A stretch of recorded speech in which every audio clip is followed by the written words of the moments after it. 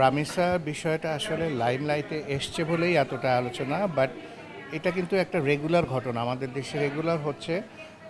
First আমি যেটা বলবো যে আমাদের পারিবারিক শিক্ষাটা খারাপ হয়ে গেছে। একটা মানুষ, আমার সন্তানকে যদি আমি ওইভাবে মানুষ করতে পারি, ওইভাবে শিক্ষিত করতে পারি, সে কিন্তু ওই পর্যন্ত যায় না। এটা গেলে একটা। আর সেকেন্ড থিং হলো আমাদের আইনের ফাঁক।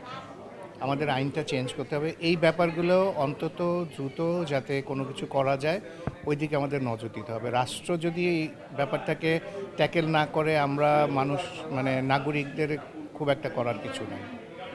রাষ্ট্রকে সবচেয়ে আগে এগিয়ে আসতে হবে। বিচার তো প্রকাশ্যে এই জন্যই মানুষ চাচ্ছে যে বিচার তো হয় না।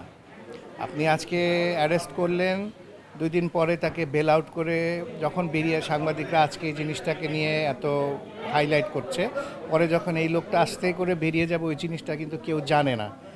পাবলিক মানে এতটা ফেড আপ হয়ে গেছে, এই জন্যই এরা বলতেছে যে এটাকে একদম প্রকাশ্যে যখন ইনস্ট্যান্টলি একে মারা হোক।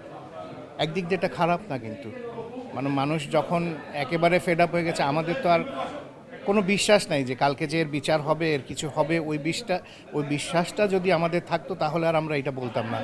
জনগণ এটা দেখছে যে এটা হয় না বলেই সে বলতেছে এখন যে না, আমার ইনস্ট্যান্টলি এটা বিচার করেন, এখনই বিচার করতে হবে, এইভাবে বিচারটা করতে হবে। আমাদের শুটিং শেষ হয় নাই, ছবিটার শুটিং এখনও শেষ হয় নাই। তো আমাদের প্ল্যান ছিল আমরা ঈদে আসবো, বাট ঈদে আমাদের শুটিং শেষ হয় না। এখন আউটডোরেরও কিছু কাজ বাকি আছে, ডাবিং বাকি আছে, বাকি যে প্রোডাকশনের কাজ বাকি আছে। তো আমরা হয়তো ঈদের পরে আউটডোরটা করব।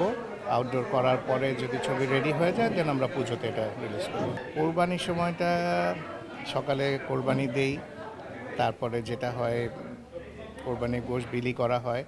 দেন বিকেলে যদি কোনো বাইরে কোনো যাওয়ার কোথাও থাকে যাই, আদারওয়াইজ বাসাতেই থাকি। বাচ্চা কাচ্চা নিয়ে বাসাতেই থাকি, খুব একটা আমার বের হওয়া হয় না। বাট এইবারে ওরা আর থাকতে দিবে না, হয়তো ঈদের পরের থেকে আমাদের দৌড়াতে হবে। আমি খুব সাধারণ লাইফ লিড করি।